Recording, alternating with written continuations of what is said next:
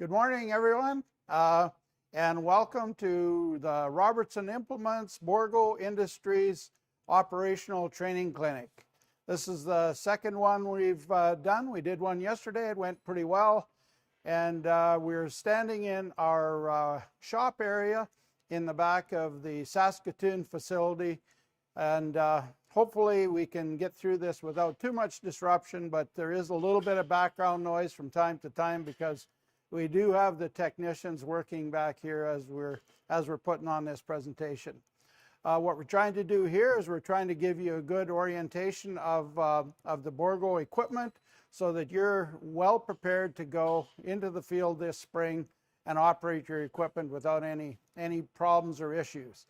A little bit about Robertson Implements. Robertson Implements is an 11-store operation. We have three locations in Alberta, and 8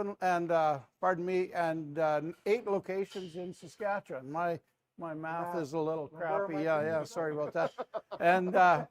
And the 4 northern locations, which are Saskatoon, Unity, Purdue, and Kindersley, are Bourgault, where we offer the Bourgault product lines. And in those areas, we have highly trained technicians that are in the shop, and we also have product support people that can be available, that are really good on the equipment, that can offer both service support and operational support throughout the year. We're happy to have those on board. Now, Robertson has built our whole operation. We're new to Saskatoon and the northern stores. Started last February, and we're happily moving along here, and it's been a great year, and we're looking forward to this year as well.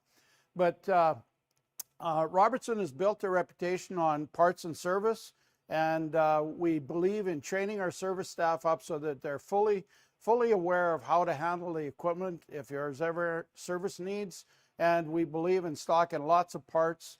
And certainly we've got a lot of our Bourgault parts in already, so we're ready to go for spring. And hopefully there's no letdowns as far as parts and service. So we look forward to serving you as we're going forward. A couple housekeeping things. Traditionally, we would be walking around this equipment and we'd be telling you where the bathrooms are and where the donuts are and all that kind of stuff. But we're not doing that now, obviously, because we're in our shop area and we're doing it virtually. So it's a little bit different for us. Be reminded that we aren't professional, like Wyatt said yesterday. We're not professional actors, and we don't have a script, but certainly we're going to try to get as much information to you in the next hour and a half to 2 hours. Yesterday's training went about 2 hours, didn't it, Tim? Mm-hmm. But it went very well. Now, I encourage you to look at your screen and look onto the right-hand side of it, and you'll see an area where you can ask questions.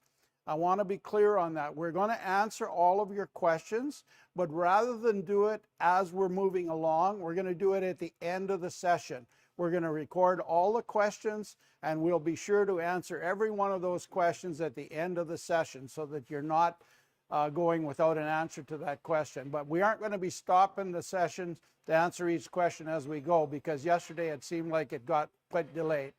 Another thing I want to remind you of, there's a place on that screen where you can subscribe. And if you subscribe to the YouTube channel, you can actually be entered in a draw. We're going to take all the subscribers and enter them in a draw for the Yeti cooler that you see in your screen there now. So and then in addition to that, Bourgault have been good enough to give us some additional, what we call door prizes, I guess, but they're virtual door prizes that we're going to be drawing some names out of the hat at the end of the session, and we're going to be awarding somebody. The main prize is the Yeti cooler, which is co-sponsored by Bourgault and Robertson Industries, or Robertson Implements, and also some other giveaways that George Code has given us to give out. So I'm not going to keep talking here. It could go all day. I'm going to introduce the folks that are going to be the main stars of the show. And to my immediate right is Tim Mackay. Tim is the corporate service manager for all Robertson locations. and also the precision land management or product support manager for those locations as well. Working with him in product support is Wyatt Lawrence and Peter Kruger to his right. And those folks are highly trained in the equipment, and they are the product specialists. Those are the guys that know the product intimately, and certainly are the guys that are going to be a resource through the year. Next to them is a friend of mine and plus an old traveling partner, George Code with Bourgault. He's been with Bourgault for many years, and he's joined us here to help us with these presentations, and certainly can be a big resource for us as we move forward. We get a lot of support from Bourgault. They're good partners with us, and we look forward to serving you, and George is a big part of that. So before I won't take any much more time. Make sure you ask questions on the screen there, and make sure we'll record them and we'll get the answers to you. And just we look forward to a really good presentation. So turning it over to these guys, and I guess it's going to you now, George. Yes, thanks, Doug. Thank you, Robertson Implements. It's a real pleasure to be here on behalf of Bourgault Industries. We've done a lot of these clinics over the years, and it's a great event. And you guys out there today, we want to thank you for coming in and paying attention. Do ask the questions. We will have a question and answer period, a QA at the end of the day, and go through those questions. So with that, we need to do a little reshuffle here of our equipment, and we'll move over to the other side. So we'll take a quick break, but we'll be right back. And thank you for tuning in, and we'll hopefully get to the information you need to start up this spring. Thank you. Don't go away. We're just readjusting things, and so just hang in there. We'll be back in a couple minutes. Thank you.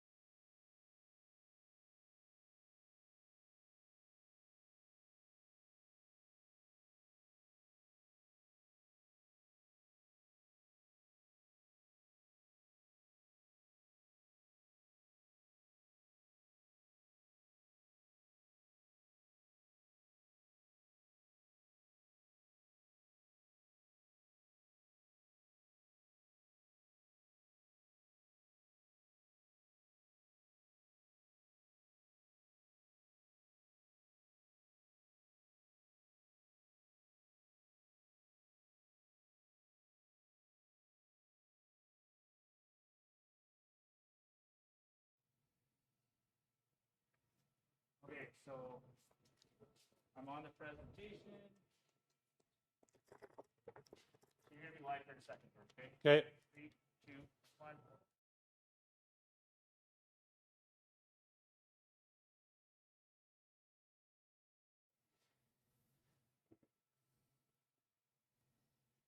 Again, like I said before, welcome on behalf of Bourgault Industries and Robertson Implements.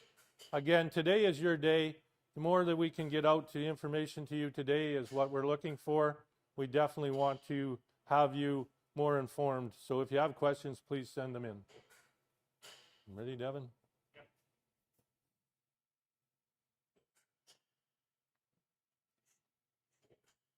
You want to start it?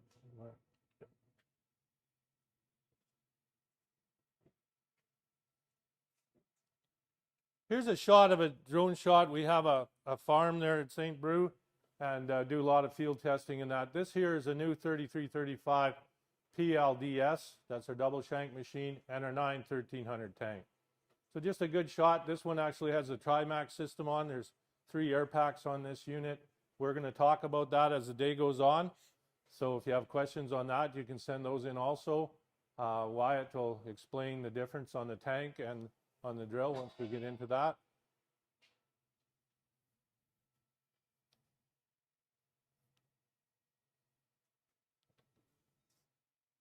Okay, well today, like I say, we're going to go over a lot of things here that we can cover in the shop here today, but our main resource for you guys getting started up, and especially at this time of the year, just take the time and go to our website, www.bourgault.com, and go in there. There's step-by-step instructions. My colleagues and I late October, early November, when the weather was nice, we were actually out in the field with that unit you've seen on the drone shot there, and just doing everything you need to do to start up. There's a lot of things. We have actually a startup checklist. If you go onto the website, there's a PDF form that you can go in there and print it off and have that step-by-step information and follow right through. So when you go to the website, you can go in there, and there's actually an icon on the bottom here now that you can go seating system startup, and it'll walk you through all those 26, 27 steps of what you need to do to get going. Also, when you go in there, you can click on the wrench and also get into that. Or like I said, that icon there will bring you right to where you need to go. We also on the website have lots of good information in there. We have our agronomy staff. There's 3 people on our agronomy staff. Curtis DeGoyer is our head agronomist. Jeff Strukoff is agronomist, and Alan Lefebvre helps out on the farm there. And they actually seed about 1,800 acres, and they do lots of plots and that. So all the information is on there. Curtis did a webinar about the results here just recently. That is also online there. And we do have an event called Seeding is Believing in June. Near the end of June last year, because of COVID restrictions and that, we had to keep the numbers down. So instead of running it one day with 300 people, we ran it for 7 days with up to 30 people in an outdoor event. Hopefully things will stay the same and we can do that. The fellows from Robertson's here will bring you over there, and it's just a good hands-on event. We'll have a static display like we're going to do here today, do a walk around, and we actually have in-field events, and you can see the results of what was seeded at the start in May, and then what's happening in June, and so on those. So you can check in there. The other thing we have is our product catalogs. I call it the Bible. There's a lot of good information in here, and even today, Wyatt and I will go around and we'll get some questions. If we don't have the answers, it's probably in here. If not, we can get a hold of somebody at the factory and get those answers for you. If you're looking for current or past editions, you can go down there and download those too. Going into the future, and because this event here is a virtual event, it's changed over the years, of course, but we have a lot of electronics going on in our world right now, so maybe in the future everything will be an electronic version, but hopefully we'll still keep some good paper around, right? That's right. What? We'll just touch briefly on the models before we do a walk around. This particular tank in the shop here is a leading 9950, and we'll get to that in a minute. So our 9000 series, and before I get too carried away on 9000 series, for you guys that out there that have a 6000 series tank and love it, would like to upgrade, we still have the 8000, or we introduced, I should say, not still have, we have the 8000 series tanks out there to replace your 6000 tanks. So the 9650, 650 bushel, our first number is always the series. We've had 9 series over the years. We started in the 80s with the 138, and now we've gone right up to the 9 series with 650 bushel. And then we have a 9950, and it has the 4 individual tanks. And that's what you're going to see on all your 9000 series. The individual tanks, the 8000 is still one tank with interconnect doors, and you still have that flexibility there. And we'll talk about that as we go through the day. Then we have our big fellow here, the 9-1300. That is 1,300 total bushels on your tanks, 4 tanks. You can see the 4 tanks there, individual tanks, saddle tank, bulk, boom, and some other features on there. You can notice the double handrails. We'll talk about that in a while. They'll show you all about that. And then we have the 2 leading models. I mentioned we have the leading 9950. And just for your information, the leading 9950 is the largest leading tank in the industry, as we believe right now. So we have those 2 models. So if you like a tank that pulls the head of your drill, put some weight on the tractor drawbar, we have that model for you. You can see a shot of it here. We have the folding conveyor. We'll talk about that. Wyatt's an expert on that, so we'll let him talk about that. On your 1300, you can see the size of these tanks. We talk about tank size. Well, this one on the front is 635 bushels. The next tank back is 230 bushels. Our next tank there is 140 bushels, and then 295, all on load cells, and we'll talk about that. We use 3 load cells on each tank, and I talked about the dual handrails are available. And this is another feature that you have now that we have the dual shank machine. Bourgault Industries hadn't had that, our competitors have had that. It sells well, and we have that option now, but we can one-up that by adding our mid-row banders with the dual shank machine and having a true Trimax system. The other feature that we have available now is the eye-to-eye, and that is implement-to-implement communications. The industry has had this for several years. We were unable to provide it, but now with TopCon, we have the eye-to-eye. So if you have 4 units working in a field, they can communicate with each other, and you can tell where you've seated, and it'll automatically shut off when you get to that point. It covers the whole, covers up to a mile, I should say. But if you have a hill range or something and one can't see 4, but one can see 2, and 2 can see 3, and 3 can see 4, those will communicate so you can cover that whole section of land with the communication from one to the other. And here's a shot of it there. Just simply, as you're seating with one unit, as you paint it across, when the other unit gets to it, it'll just automatically shut those sections off if you have the auto sectional control, so you're not overlapping and you know where you go. The other thing is we're going to have a still, and we've talked about this for years. A lot of you people listening today have unfortunately had the luxury of listening to me at a live clinic, and we do show those operators manuals off. I know Tim likes the idea of the different manuals because they're all different thicknesses, and it actually levels things out. So if you have a shot of our table here, we have our projector, and we have an operator's manual underneath there to help level it out. And if your kitchen table is not quite level, you can use one of those manuals to level the table. So when you're having your morning coffee and your wife has been telling you should fix that table, well, you can slide the operator's manual under there and level it right out. She's happy, you're happy, and the day goes really well. Laminated cards, again, you can hang them in the unit, and just quick reference. Customer responsibility, we want to talk a little bit about that. I know you guys have spent a lot of money on these things, but there's things you need to do before you get started in the field. So we have our warranty registration, and go through the operator's manuals, make sure you have them and get that information. This will be what you sign for your form as you go through with the salesman at the end of your deal. Again, we're talking with the guys from Robertson Implements here. They're great. They'll come out and help you out, get started. The one thing we do ask is, and for these guys too, they're busy. They got lots of locations to go to and lots of people to see. Please have the courtesy to have the tank full of seed and fertilizer and be ready for them when they get to the field.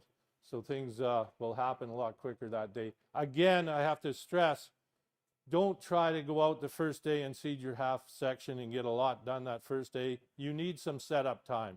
It's kind of like us here when we're doing this production. We need some time to get everything in place. Yeah, it probably doesn't go all that good the first day, but hopefully today went better than yesterday. But just allow these guys to come out, take some time. Don't be in a real panic to get everything done in one time.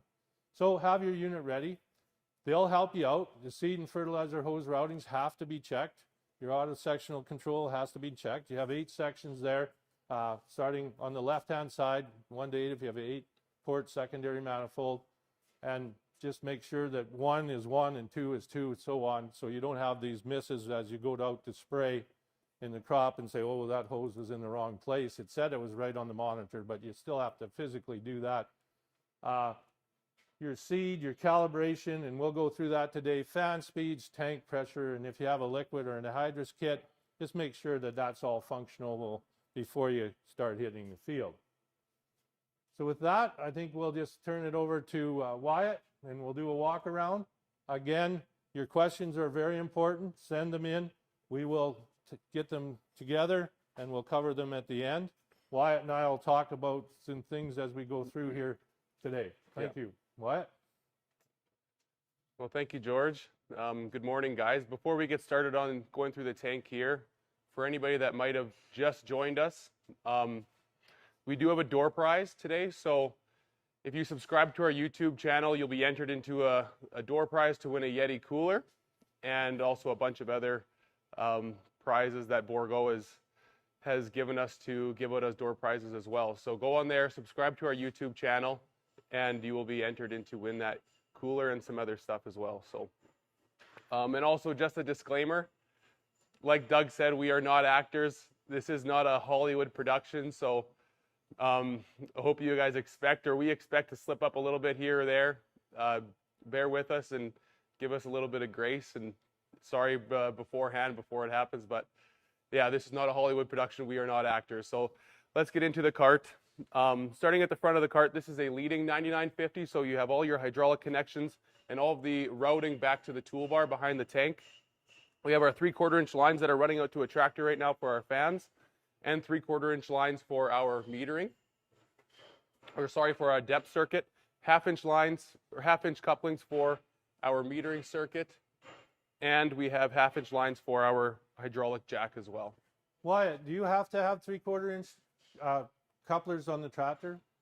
Well, to hook up 3/4 inch lines, it is nice to have the 3/4 inch couplers on the tractor. You can get adapters that would port in there, but yes, it's ideally you would have 3/4 inch couplers on your tractor to hook up those 3/4 inch lines. Yes. So your new blue tractor, you can get that as an option on there? Yeah, right from factory we can order our T9 tractors with 3/4 inch couplers on the hydraulic block, so on the hydraulic couplers on the back, so yes. So I think just for reference for the customers listening here today, you might not have 3/4 inch couplers on your tractor. You do not need them. Yep. But in some cases, we'll talk about the fans in a little bit here. It is better if you can do that. So. Yeah, that's right. The 3/4 inch coupler will just provide less resistance, more flow through that coupler. And so if you do have to run high fan speeds for some reason, then that 3/4 inch coupler may be necessary. You can get an adapter to go from the 1/2 inch to the 3/4 inch, but ideally you would have 3/4 inch couplers on your tractor to plug those hoses into. And I believe over the years we've had situations where the guys are finding that the 1/2 inch couplers, even the ball in that, aren't as durable as the 3/4 inch. So yeah. If you have an issue with your hydraulics, the first place probably to check is on those 1/2 inch couplers that go into the remote on the back of the tractor. Yeah. Is it possible to upgrade your blue tractor to 3/4 inch after, or is it a factory install? Yeah, we offer kits to switch from 1/2 inch couplers to 3/4 inch couplers. So if your T9 has 1/2 inch couplers on the back and you just bought a new tank with 3/4 inch couplers on your tank, we can switch those couplers out and get you into some 3/4 inch couplers, so you don't have to run those adapters and have 1/2 inch couplers on your fans. So if you do have that on your T9 tractor, we can switch it out for 3/4 inch couplers. Very good. Awesome. Before we move along the hitch here, I'm just going to take a walk up the hand railing and show you guys Bourgault's new handrails. I'll take that from Tim, and we'll go for a quick walk. Again, on your units, guys, it's a safety thing. It had to be implemented for our Australian sales over there, and it's just something, they are quite high, and some guys have no issue with it. That inner handrail will actually fold down and get out of the way if you don't want to use it, but it just gives you some stability up there. Wyatt? Yeah, that's right. So they've put this inside row of handrails here, so it's a little more safety. It's a little more convenient walking around up here, and you feel a little more sturdy, rather than feeling like you could at any time fall off the front of the tank or the side of the tank and fall into the conveyor. So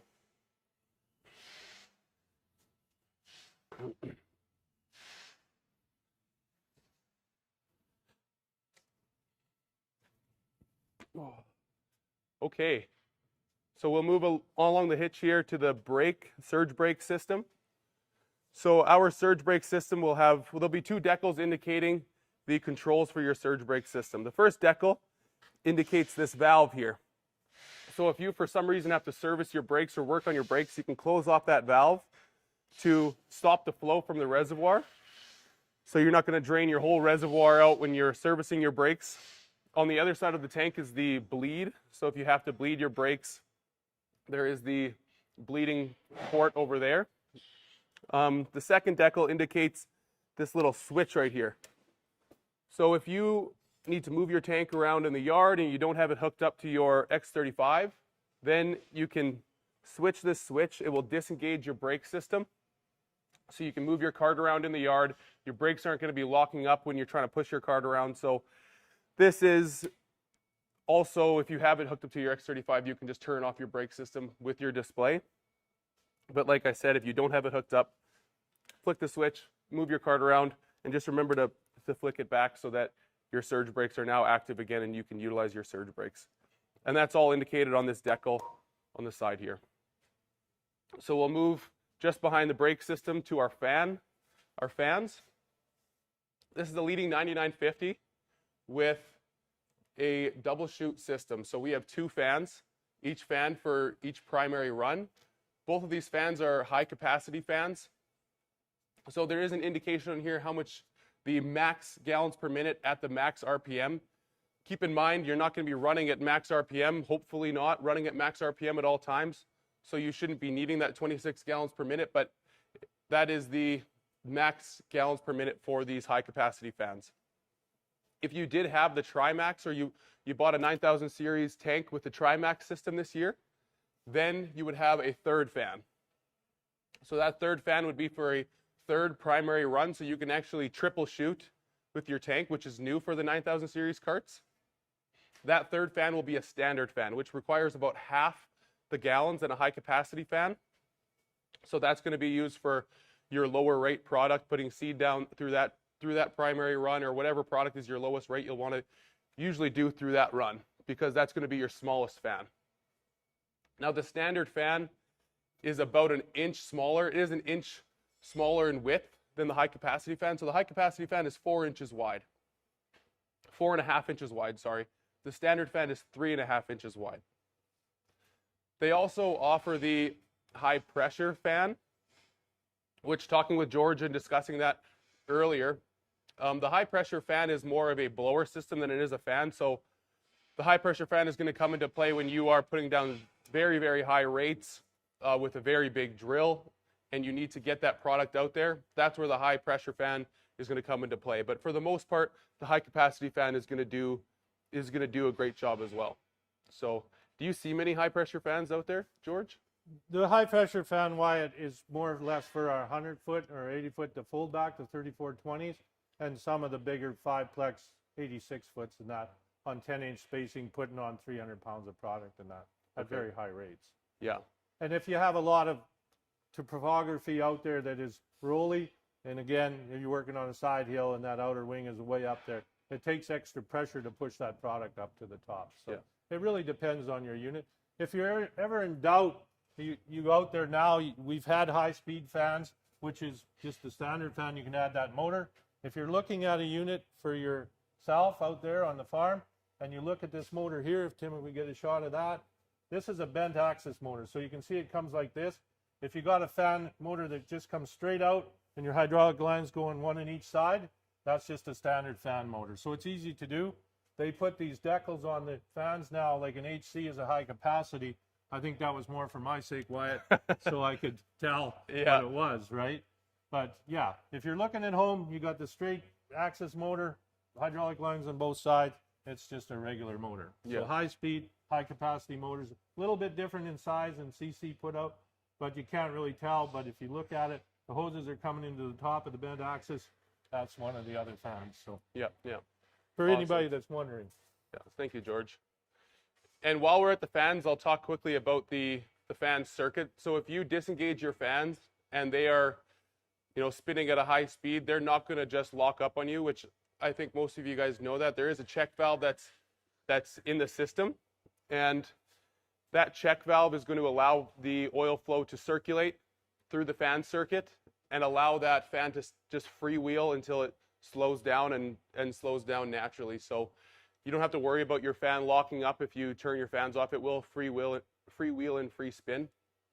These fans did come with a rotating fan screen as well, which is optional on your tank. So it's a really nice option. That option's been out for a few years now. Yes, it came out in 2018, but a lot of people don't know about it. Yeah. But it's something that if guys have had issue with that solid screen and straw breaking up and sticking in there, on the front leading tanks, you can see the fans are up here, but on the back, on the trailing, Be it's up right the back. beside that big tire. And there was a lot more issues with chem follow and that over the years where the straw would break and suck into the fan and actually block it off. Yeah, okay. So that's why Bourgault came out with that rotating fan screen that's in here. So it's been around for a few years now, and it's optional if you want that on your tank. So this is what that rotating fan screen that I'm talking about. It's just the air sucking through that actually turns it. Yeah, It's on the bearing there. yeah, that's right. And the other thing right there, the fan 2 decal on there, that has been something that we've added to, but because in the past, fan 1 was always the one on this side, Yeah. except when on the back it was, but when we went to the leading, because everything's turned around, fan 1 is on the inside and fan 2 is on the out, but on the trailing unit, fan 1 is always closest to the tire. So the fans are backwards leading Yeah. to trailing. Yeah. And the reason we bring that up right now is because later on, when we get into calibration and that, you have to run fan 1 and fan 2 to do that. We learned that the other day. So. Yeah, yeah, that's right. So we're going to move on past the fans now. Again, decals all over this tank. So on this side, the decals indicating the tank volumes and our tire pressures. You can run these tires as low as 14 PSI, depending on your situation. When we get around to the back, we'll look at the tires and go over the tires as well. But there's a tire pressure chart on here. So we will continue on. Before we get underneath the tank and look at the metering, I'll just quickly go up and look at the saddle tank. What is that switch there for, Wyatt? Great question, George. So the switch here is your auxiliary work lights. I don't know if you can see the lights coming on the camera. And there's an identical switch on the other side of the tank as well. And there's an identical decal on the other side of the tank too. So Bourgault has put decals all over these tanks as reminders and indicators.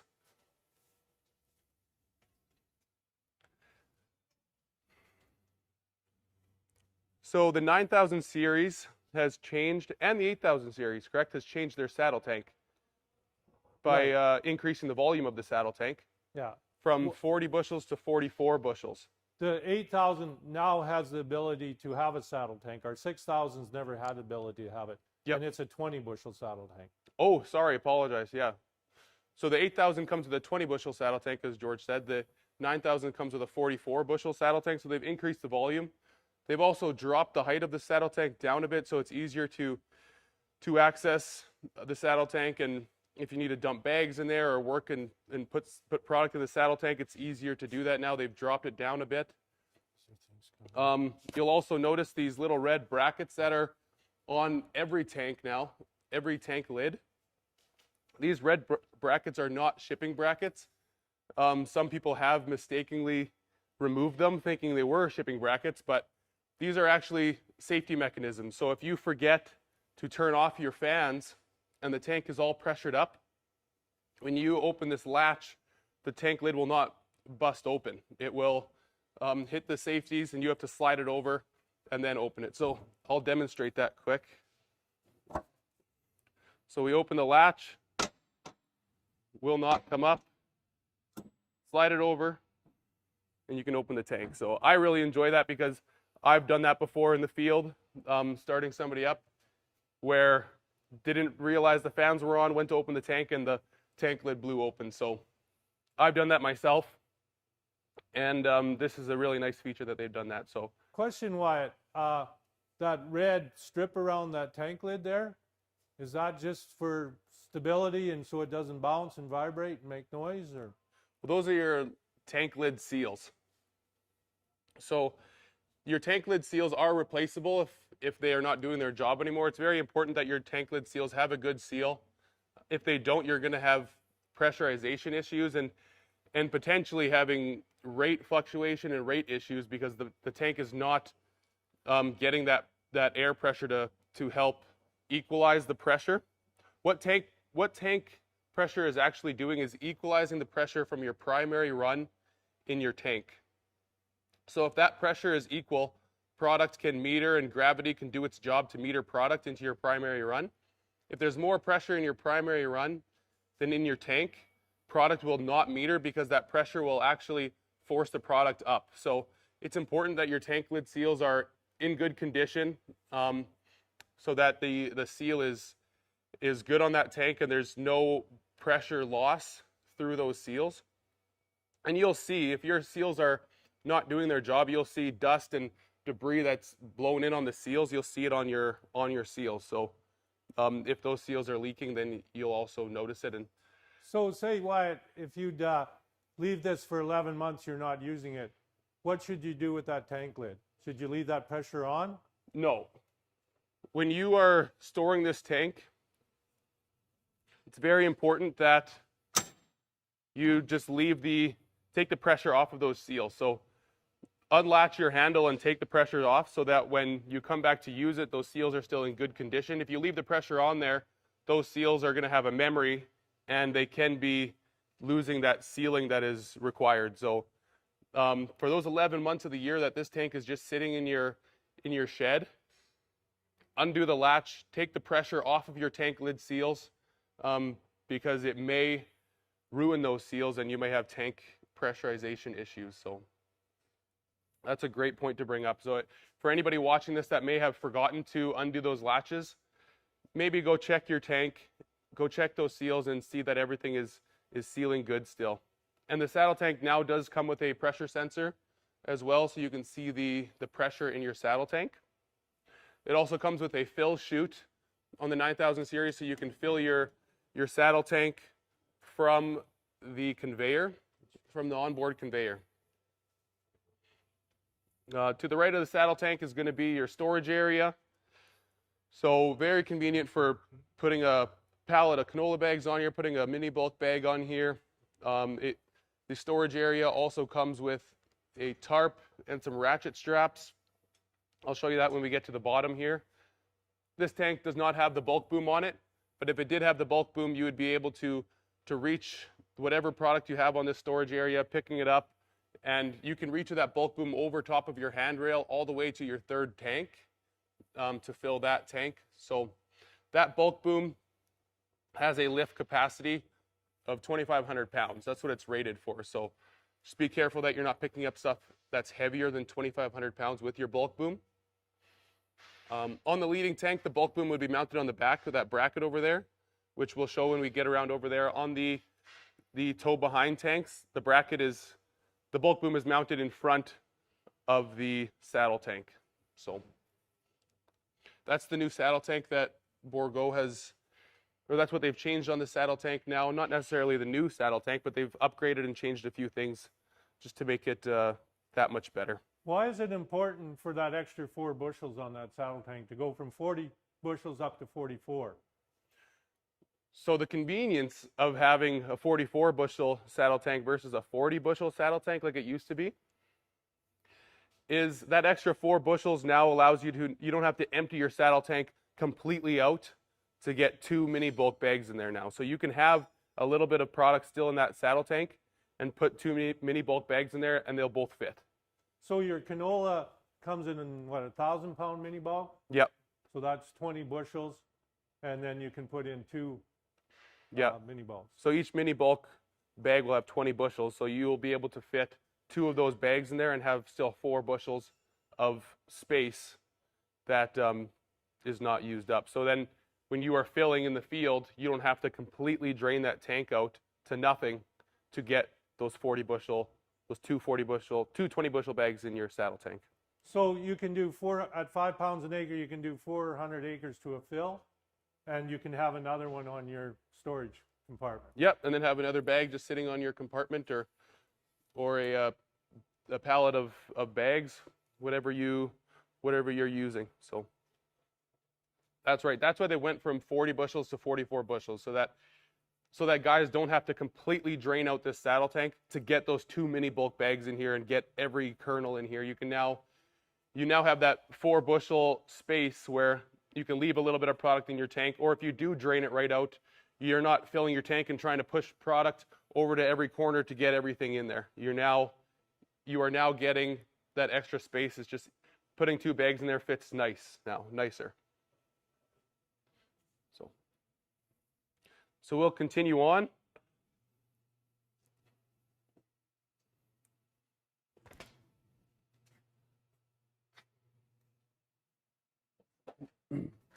And again, guys, if you have any questions, put them in the question area on the right-hand side of your screen. Your questions are not going to be ignored. Every question that's asked will be answered. We have somebody behind the scenes who is recording and writing down every question that is being asked. So when we get done this walk around and we get back to the front, we can get those questions projected up on the projector, and we can do a bit of a Q&A session and answer every question. So if you guys have questions, get the questions in there. Your questions will not be ignored. We will answer every question that is being asked. So at our meter drive system, you'll notice we have a clutch as a protection for our meter drive. This clutch is serviceable. 1 to 2 shots a year is all that needs. So just give it that shot at the beginning of the year and it'll be good to go. Nothing's changed here with the 3 ranges. We have our high range, intermediate range, and low range, which is also indicated on the decal. We have this meter in high range right now because we are going to be calibrating with our saddle tank. And we're putting on a little bit higher of a rate than you would traditionally do with your saddle tank, so we had to put it in high range. Initially, we tried to calibrate in low range, and it wouldn't let us calibrate because our PWM was too high. So our PWM, the PWM percentage works from a 5% to 95%. So our PWM was at 95% and we couldn't achieve our rate. So we had to take it out of low, we put it in high, and now we can achieve our rate. And we can get that product coming out, we can calibrate, and we're inside of our PWM range. What is PWM, Wyatt? PWM stands for pulse width modulation. So pulse width modulation is the ability to vary the hydraulic flow. So this is a hydraulic over mechanical drive metering system.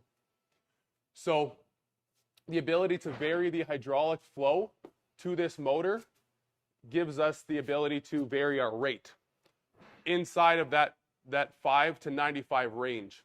So as soon as your PWM is outside or to the edges of those limits, we are no longer going to achieve our rate, and we'll be getting that rate alarm. So, and that'll show up on the X35? Right on the X35, yeah. Right on our X35 it was coming up rate error. So we were getting a rate error when we were trying to calibrate because our PWM was at 95.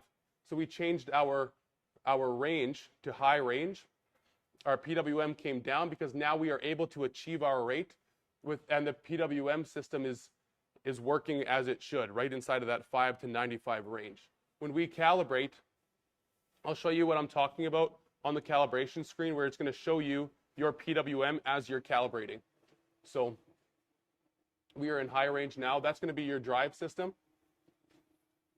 The meter rollers have 2 bearings, one on the outside and one on the inside. They are both serviceable. So the service interval for those is 2 shots every 10 hours, correct? Mm-hmm. So 2 shots every 10 hours for those bearings.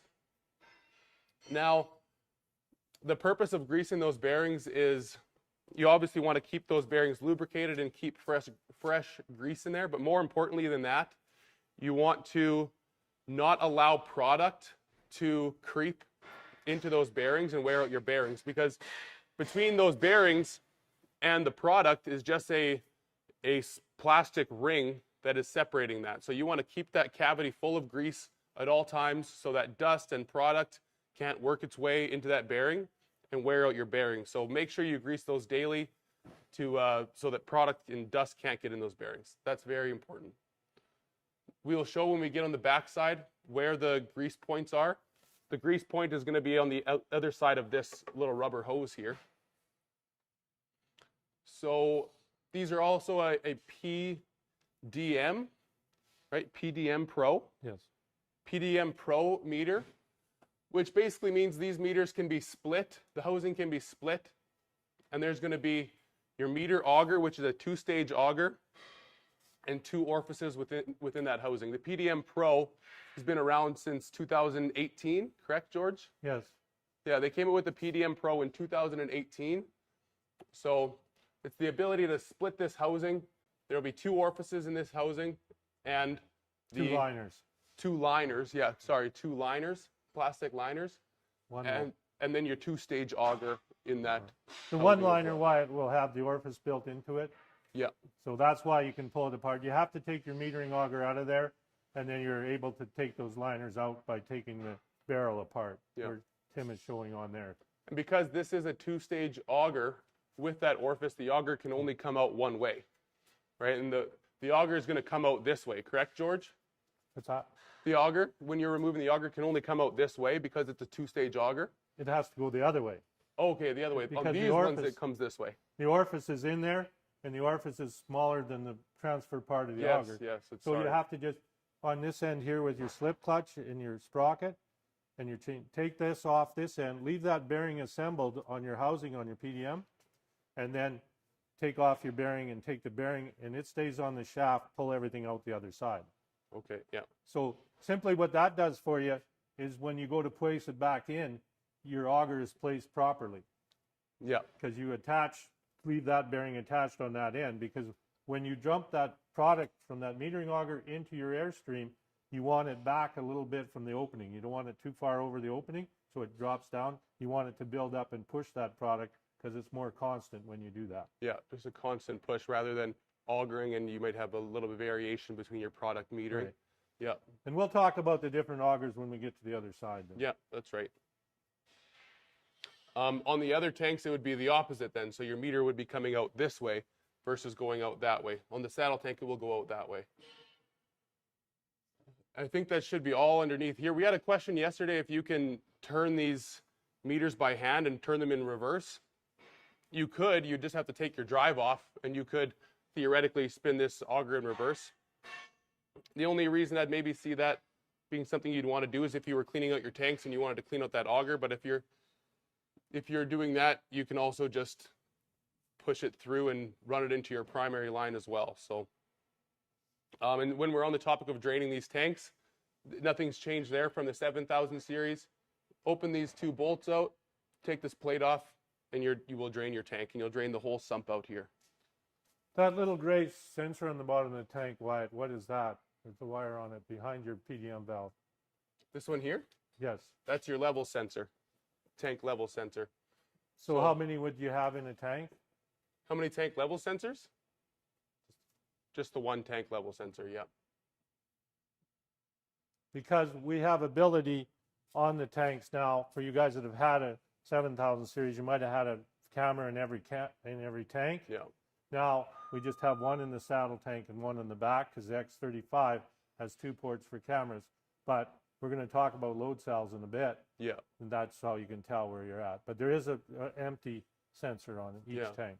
There is a bin level sensor, but if you have the individual tank scales, like the 9000 series now has, you know exactly how much product is in your tanks at all times, right? And the saddle tank is going to be in half a pound increments, so it's very accurate scaling. And your individual tanks are in 2 pound increments, so also very accurate, very small increment. You can see almost exactly to the pound what is in your tank. In the saddle tank, you can. So the bin level sensor is still there. If you have the individual scales, you'll probably rely on that more than you would rely on the bin level sensor itself, because then you know the precise weight in your tank. So then we're going to carry on. We'll carry on to the side of the tank here. I'll show you the storage area here quick while we're here. As I mentioned, this storage area will come with your tarp to tarp over any bags or anything you got on the storage area, and some ratchet straps as well. So this is the new new, the storage area that's underneath the platform here. The question comes up at times, some people out there think that this goes up and down. Yeah. It doesn't. There is a flip up if you put it into storage or we haul it on a truck and you don't have the duals on, but it is heavy. You have to use a forklift or a loader or something to pick it up. But this is the only height that comes. It doesn't go up and down. So when you have your telehandler or your forks to put your pallet of canola bags on here, it's simply up and lifted over top. Okay. Or you have the bulk boom like we talked. Yeah, have the bulk boom. That's a good point. We'll talk quickly about the IF tires. So IF stands for increased flexibility. Basically what they've done with these new tires and with this new big rubber is it's given you the ability to run very low tire pressures. So running lower tire pressures is going to allow you to have more surface area on the ground, so you're going to have less compaction. So that's the new tires that they put on these 9000 series tanks. And I'm 6'4", so you can see it's pretty big rubber that they put on these tires or on these tanks now. So, and effectively what they have done too is you are almost running the same tire pressure as your compaction will be. So if you are running around 14 PSI, they've actually figured it out that you're running about 15 pounds per square inch on the ground. So the tire pressure is almost identical to the actual compaction on the ground. So that's the new IF tires, pretty big rubber that they put on these tanks now. You can keep coming around.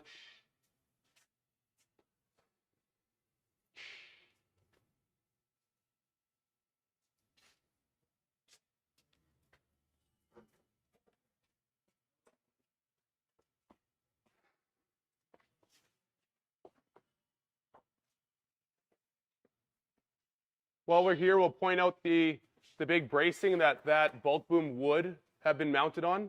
If this tank were to come with that bulk boom, the leading tanks would bolt that bulk boom right onto here, this big bracing. And on the trailing tanks, they'd be on the front, in front of the saddle tank. And now while we're here, we'll point out this decal. It's a very important decal. It's indicated as is important by the sticker itself. And this decal is explaining the torque procedure for these tanks, the tire torque procedure. So what they are explaining to you is after you get this tank, every half hour of operation in the field to check your torque and to check that torque until that wheel bolt stops moving. So if you run it for a half hour, check that torque and it moves before it clicks, take it for another round, half hour later, come back, get the torque wrench on there, check it. If the torque wrench clicks right away, you're good. If it moves, do it again until that wheel bolt will stop clicking on the torque wrench. After that's done, operate for 5 hours and then check your torque again. After that, operate for 25 hours, check your torque again, then operate for 50 hours and check your torque one last time. After you've gone through that procedure, check your torque once a year. So that's really important because especially on these new tanks, you don't want to be hauling down the road with your brand new tank and watching a tire, the big rubber that they just put on these tanks rolling into the ditch beside you. You want to make sure those tires are staying on your tank. So checking that torque is very important, especially on a new tank. Everything is torqued here from the shop, but as you operate, you're going to have to check that torque again because those bolts can start to loosen off a little bit and things start to settle in place. So just make sure that you check that wheel torque as you're operating the tank. So let's move along. This is the leading tank, so you're going to have all your connections for your drill here. We have the hitch. We have our primary run for the fertilizer, primary run for seed. All of our hydraulic connections, our ISO plug, power, and our lights plug. So that's all the connections here at the back for the leading tank. There's not too much more here. I don't know if you can think of anything more back here, George. If not, then we can continue on. You have your tail lights and your flashing lights there, but that's standard now. Standard lighting. So let's come around back over here. While we're here, we're going to talk about our load cells because there's such a nice, you can see the load cell so easily at the back tank here. So each tank will be equipped with 3 load cells. So there's one in this corner, one in the far corner in the same spot, and then one in the middle, in the front of the tank. They have gone with 3 load cells because it's going to be the most even weight on each load cell with that setup. When you're going on side hills and when you're driving down the field, there will always be equal weight on all 3 legs. If you go with 4 legs, you can sometimes have uneven weight spread on each load cell, just like a table. If you have 4 legs on your table, sometimes not each leg is going to have even weight and even pressure, but if you have 3, it's always even pressure. So you can also use the Bourgault operator's manual and level out your table with that, but you're not going to have to level out your load cells because they only have 3 load cells. So, and like we talked about, having those individual scales, individual tank scales will give you the ability to see exactly how much product is in each tank, and that's new for the 9000 series tanks. Now, if you like that interconnectability that the 7000 series had, Bourgault now offers the 8000 series tank, which has those interconnect doors, so you can still get those interconnect doors. If you really like those interconnect doors, you can definitely go that way too. Now you're going to have a scale on for your entire main tank and scales on your saddle tank. So you're not going to get the individual tank scales, but you will get the ability to interconnect and connect to your tanks, and you'll still get a scale on your main tank. So depending what you like and what you want to have, you can go either way. The 9000 series are all individual tank scales. And down the road, Bourgault's looking at having the ability to do on-the-go calibration. They're in the testing stage right now of that as well with the Dynacal. So that Dynacal will be the ability to give you a new cal factor based on how much weight is in your tank and how much product is being metered out of that tank. So that Dynacal is being tested this year and hopefully coming out soon. Well, the 9000s will have that feature for this year. Okay. It'll be a manual adjustment in there, but eventually down the road it should be an automatic when it does the calculation. Yeah. You're still going to have to do your calibration and get your pounds per rev, which we'll explain in a bit here when we get into the calibration part. Yeah. But for example, if you bought so much seed, you treated so much seed, you got so many acres to do, rather than have a bunch of product left over that's treated, you can run that product out just by simply setting the rate to whatever product you have left. So Yeah. a real nice feature. The other thing before we leave, Wyatt, we better talk about this baby right here, Oh yeah. because again, that's probably one of the biggest inventions, and you guys are going to say, well, that's not much, that's a little downspout, but I'm sure that you guys in the crowd here watching today know exactly what I'm talking about, is the frustration to having that without this on here and just the material catching on those top tank lids and ripping on the first load fill. Yeah. And then being frustrated with it spraying out product kind of not where it's supposed to go. And that little rubber piece on the end there will make a lot of guys happy. Yeah. Second biggest thing that Bourgault did to these tanks Yeah, is the spout. there you go. Yeah. First thing is the scales.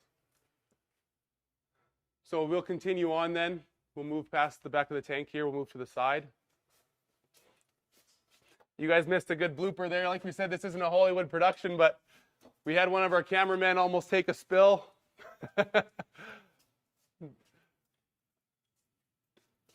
We'll start here, I guess. We'll start at the conveyor. Bourgault makes all of their conveyor systems in-house.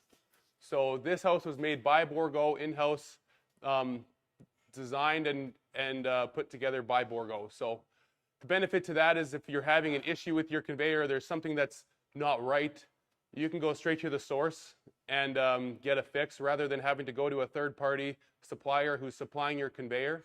Bourgault makes them all in-house. So on the 9950 and below, it will come with a 10-inch conveyor tube and a 15-inch conveyor belt.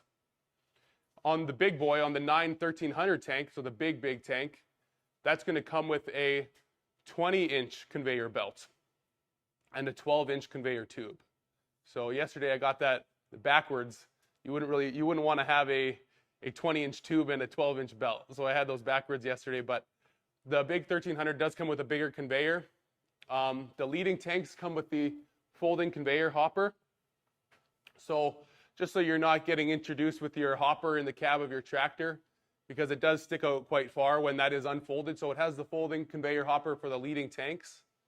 And something to keep in mind on the new 9000 series tanks, Bourgault only offers a conveyor now. There's no auger for these 9000 series tanks, so they're all coming with conveyors. And there's probably one thing that, guys, and you're listening here, I'm pretty sure somebody out there that's had a conveyor, and yes, we switched from the backhoe conveyor to the in-house built tank, or conveyor, sorry, but we had some growing pains there. The mousetrap wasn't quite as easy to build as we thought, but overall now our production and building of these conveyors is very well. So Yeah. you'll be happy with what we got out there now. So the reason we had to do that is because our supplier could not build a big enough conveyor for that 1300. At the time, it was 41 feet long, and with that bigger belt that I talked about, was not something that they built, so we had to build it in-house. Once we got that perfected, we started building our others, and we thought we had it perfected, but our motto is pursuing perfection. We're not quite there yet, but after several years of this, we're getting really close on this. So Yeah. So, but like you said, George, because it is built in-house, then you guys can come up with the fix, and if there is something with the conveyor, you're not going to that third-party conveyor supplier anymore to get the fix for a conveyor. So that's a big benefit. Look at the side of the tank here. Still have the switch box. You'll notice that the Digitar scale monitor is not here. We have our storage bins up here where you're going to find your operator's manuals, and you'll find your scale as well. We have our auxiliary lights switch here, which was also on the other side, and we have our conveyor run and stop switch. So to connect that wireless remote to run your conveyor, you will have to have this switch on, and we'll show that later. We actually won't show it, we'll put it behind the scenes, but you have to have that on when you're doing calibration to connect that remote. So, and I think the guys will notice, or especially when they get it home, is those LED lights. We had lights on our other things, but I think there were only a couple candles. They were big, but they weren't that bright. Yeah. And now with these small LED lights, it's going to light up things pretty good. I don't know if it shows up on the camera there, but I think that's something that folks will be impressed with. So. Yeah, that's one thing you'll notice right away when you hit these lights. They're very bright. The new LEDs are awesome. So, just beside, we will look at the hydraulic valve block. So this hydraulic valve block will run all the hydraulic controls for your tank. There is a decal here indicating what each solenoid controls. And if for some reason that you lose your remote, or you can't get it connected, or you drive over it with the tractor, or something happens to your remote and you can't run your conveyor, and the conveyor is unfolded, you can run all these controls manually with this red switch on each solenoid. So you can still run those hydraulic functions and get that conveyor on there, or whatever you need to do if you, for some reason, can't get your remote connected. So you're not stuck in the water if your conveyor is out and that remote is you drove over with the tractor or something happened there. How many remotes do you get, Wyatt? You get 2 remotes with each cart. You'll get 2 remotes for your conveyor and for calibrating the tank, and you'll get 1 remote for the bulk boom if you got a bulk boom. So can you learn both those remotes at the same time? yes. Wow. No, sorry, not the 2 remotes for this, but you can have the bulk boom and the conveyor boom, right? If you have your 2 conveyor boom or conveyor remotes cannot be learned to the system at the same time. So you can only use 1 remote at a time. But if you have the bulk boom and you have a conveyor, you can run both of those remotes at the same time. So you could have one person filling the tanks and one person running the bulk boom on the other side to fill the saddle tank. So you can run your bulk boom and your conveyor at the same time, but you can't run both of your conveyor remotes at the same time. That's a great question. And that was a question that came up yesterday too. So you'll notice the decal here for check metering hydraulic filter daily. With metering hydraulic circuit engaged, so having your hydraulics on, you should see the green sight glass. You should see through the sight glass, it should be green. So in the back here, you'll see that yellow cap. I'll just go, we can do it from here. I'll pull the yellow cap off, and you can see the indicator is green, so the filter is not plugged. If that filter was red, that indicator was red, that filter would be plugged. So there's a little yellow cap that goes over top of the indicator. I'll show from the back end. So when you test that, Wyatt, do you need your hydraulics activated? Yes, you do. Like it says on the decal, hydraulic circuit engaged to see if that filter is plugged or not. The filter is right here behind the hydraulic valve block. You'll also notice this needle valve that they've installed in the back of the valve block and a pressure gauge.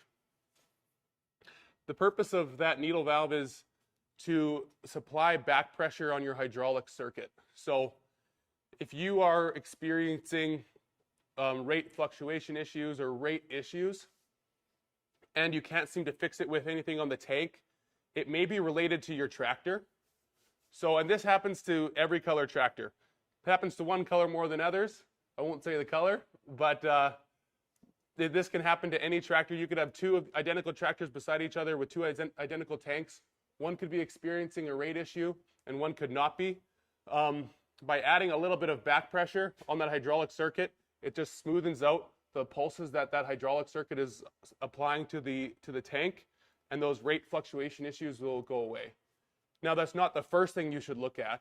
If you are having rate issues or rate fluctuation issues, look at things like your drives first. You might have a plugged meter. If you have a plugged meter or something's in your meter, you're going to experience rate issues. There are other things to look at first before you jump to the hydraulic valve block and start playing with the pressures. But that it has come up in the past where, depending on the tractor, you can experience those rate issues and the hydraulic issues from the tractor. Wyatt, should you screen the product going into these tanks?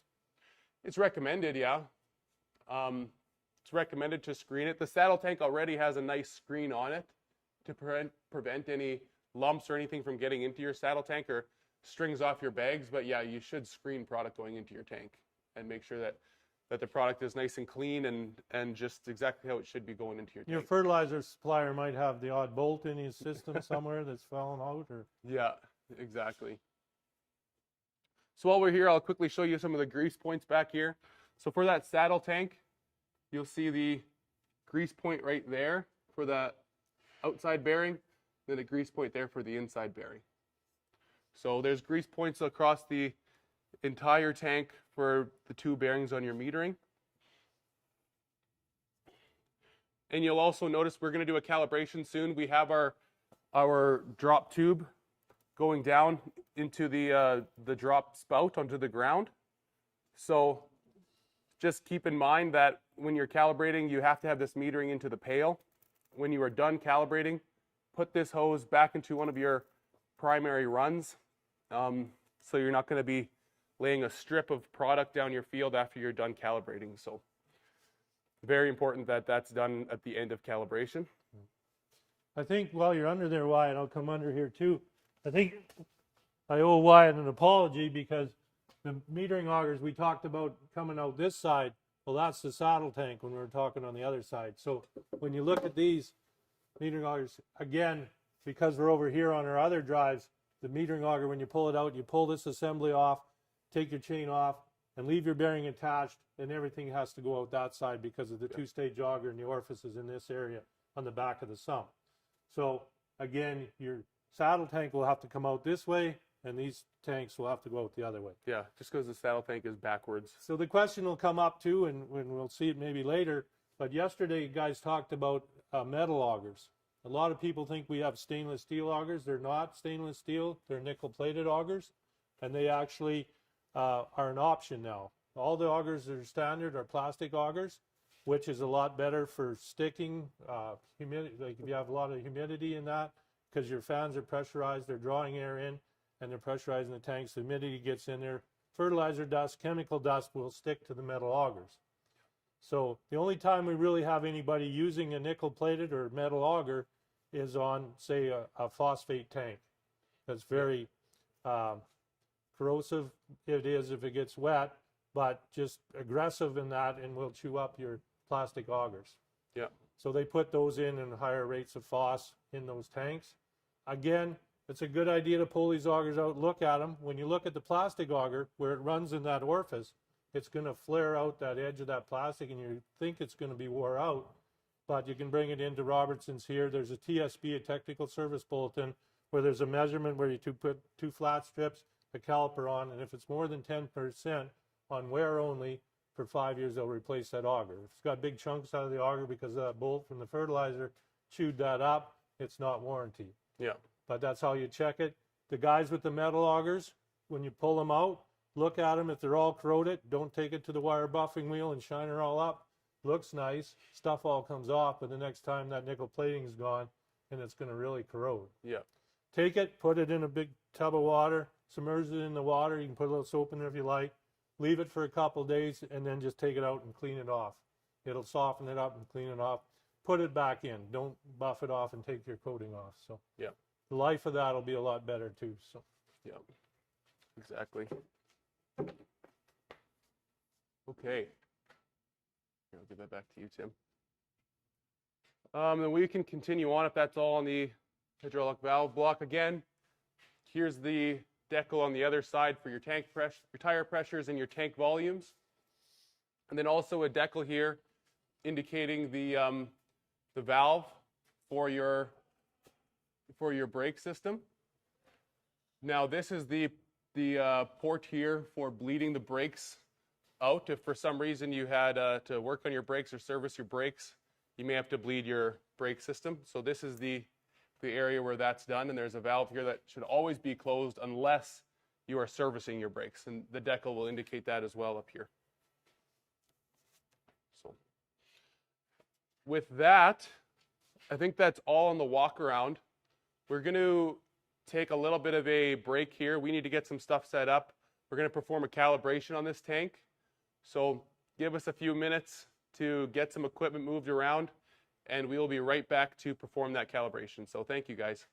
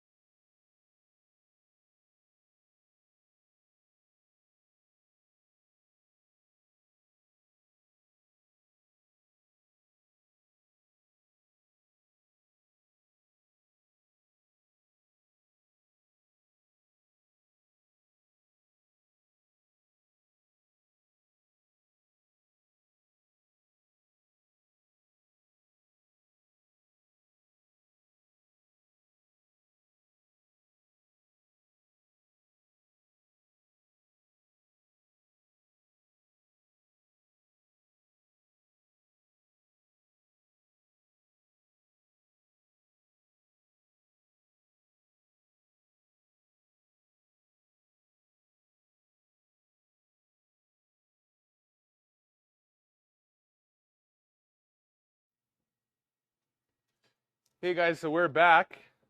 We're going to perform a calibration on the saddle tank right now. So while we were behind the scenes, we turned on our fan 1 and fan 2. We connected our remote to the tank, and we put it in fill and cal mode. So Peter went and turned on the fans, I'll just turn the fans on and I'll show you how to put it in fill and cal mode if you are not sure. So I press the fan button, fans are running. Press the button once, it goes into fill mode so we could run our conveyor and we could fill the tanks. Now I'll press it one more time. We could hear the oil just diverted to the metering circuit, and now we can fill and we can also calibrate at the same time. So we have put it in fill and cal mode. We have our downspout from the saddle tank going into the chute to drop it into the pail, straight on the ground. And we are ready to calibrate. We have a product in tank 5 that is canola. It's actually floor dry, so our densities and the information about that product is totally off, but we can still perform a calibration with it. We have 71.5 pounds in that tank right now. So our rate is at 25 pounds an acre, and that saddle tank is going to be humming right now. It has a low output metering auger in there, so it's going to be flying to get that rate out. But we are going to perform a calibration. So we will click on multi-tank calibration. And before I do, you'll notice our manual speed is at 6 miles per hour. So multi-tank calibration. I'll select automatic calibration. Before I continue, you can perform this entire calibration procedure with your iPad using the extend feature. The steps will be almost the exact same. The reason we're not going to use the extend is because carrying an iPad and trying to hold that iPad in front of the camera can be a little bit tricky compared to just using a mounted display and having the camera sitting here. It's a lot easier and it looks a lot better on the camera to walk through these steps. Going through these steps on the extend will be the exact same on an iPad. On a cell phone, it will be a little bit different, but you can still calibrate with your cell phone. So We have a little bit of luxury here today because this monitor that's usually in the tractor cab is back on the hitch here. So. That's right, yeah. Normally you wouldn't mount this monitor back here on the hitch. It'd be in your cab. You'd use your extend. Yeah, you'd use your extend. So we will go through the steps here. So this is the granular calibration wizard. It will guide you through the calibration process. So press next to begin. Now we are going to calibrate our tank 5, 25 pounds an acre. Now you'll notice this column is our percentage column. That is your PWM percentage. So when we were trying to calibrate before, that was at 95 and we were getting rate alarms because we couldn't achieve that rate with the drives. So we put them in high range. Now our PWM is within that 5 to 95 range and we can calibrate. So we're going to hit the master switch. You can see the meter auger is turning, the estimated weight is counting, and our PWM is at 33%. So that's perfect.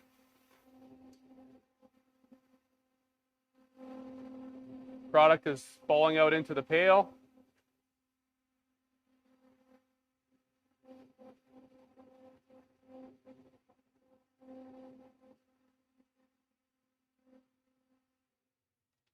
Something that is important is to always prime your augers first before you start calibrating to make sure that those augers are full of product and you're getting an accurate calibration. I could hit the reset button right now and it would zero everything out and I could calibrate again if I needed to prime my augers.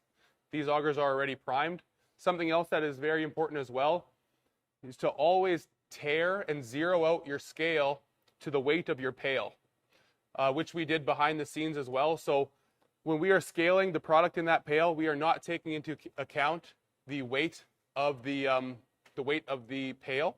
We are only taking into account the weight of the product in the pail. So make sure you zero out your scale to the weight of your pail. So our estimated weight was 10.791. We'll select next. Our actual weight, 11.33. So we'll hit the check. We'll hit next. So our difference is 5% out. Our old cal factor and our new cal factor will be shown, and we can choose to save this, or we can choose to not save and do it again. If for some reason something went wrong in your calibration and you're not happy with it, we could just hit not save and do it again. We will save it. We'll hit the check, and we'll perform another calibration to see if we can get that difference any better. We're at 5%, which is in the acceptable range. Depending how picky you are, you can get that percentage down more. but that is in the acceptable range under 10%. So we'll hit automatic calibration. We have a fresh pail under there. Yep. Hit next, turn on our tank 5, and power it up.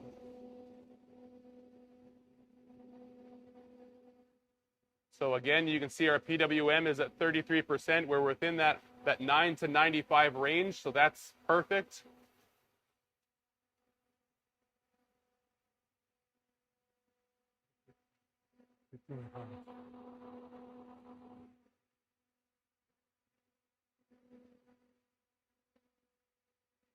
We'll let her get to 15 pounds. Of course, the more weight, the more product that you meter into that pail, the more accurate that it will be. So we're stopping it quite low. I'd like to usually fill that pail pretty high, pretty full, and then weigh it. But we will, for the sake of time, we're not going to fill it too much. It says we put 17.041 pounds. We metered that much product out, so we'll see what it scales at. 1554.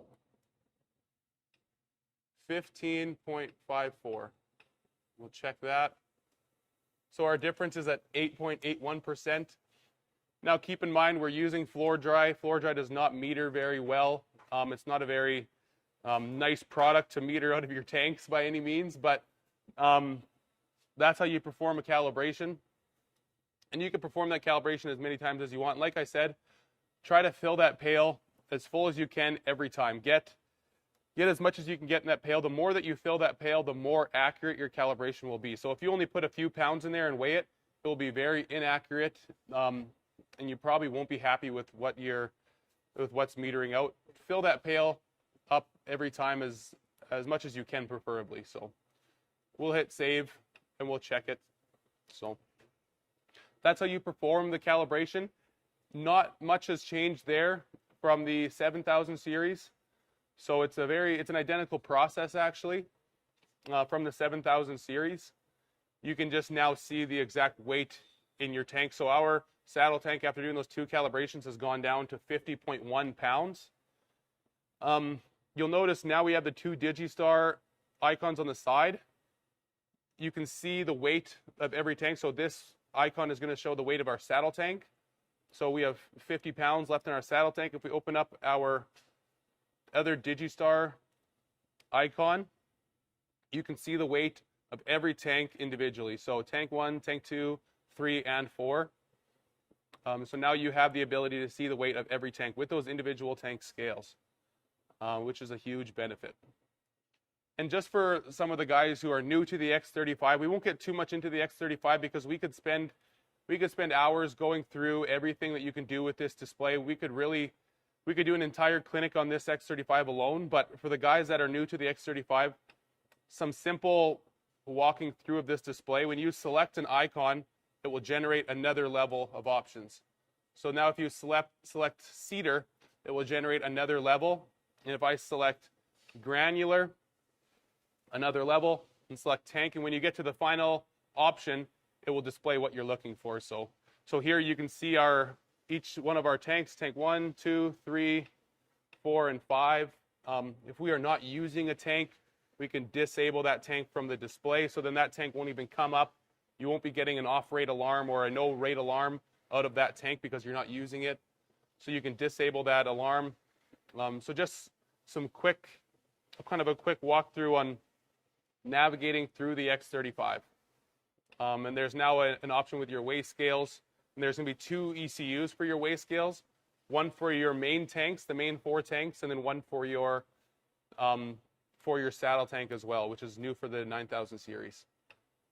So for you at home with a new monitor, on the website, there's lots of good information. There's walkthrough videos, step by step. You have your X35, you can have it in the house, your 110 power cord, and just go through. You want to go in and set up your products.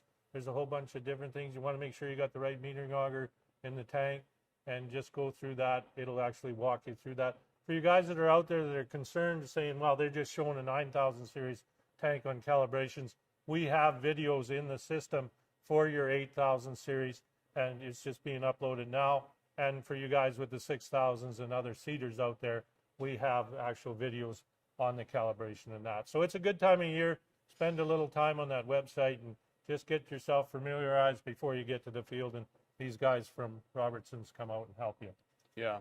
Bourgault has put together hours and hours of content that they have uploaded onto YouTube on walking through calibrations for all their tanks, walking through all of their displays, walking through all the different stuff that you can do. So if you are looking for something specifically, we can help you as well, but don't hesitate to go check out the videos that Bourgault has put together. They put them together for you guys, so for the user. So while we're here, just one last thing on the X35. If you are not sure about something, you can always swipe up on your X35 and hit the question mark. And this is going to populate a bunch of question marks on your screen, so now you can select a question mark and it will explain what that icon is for. So you'll tap title bar to expand/collapse window. So what that means is you can collapse this window, so make it smaller, or you can expand that window and be able to do more with that window. So something nice that you can hit that question mark and get an explanation of what the features are on the screen. So with that, we're going to move into a presentation that George has put together for us. So again, give us a couple minutes to kind of get reset up for this presentation. We'll be right back. Give us 3-4 minutes and we'll be back at it hopefully here. So thank you guys. Thank you.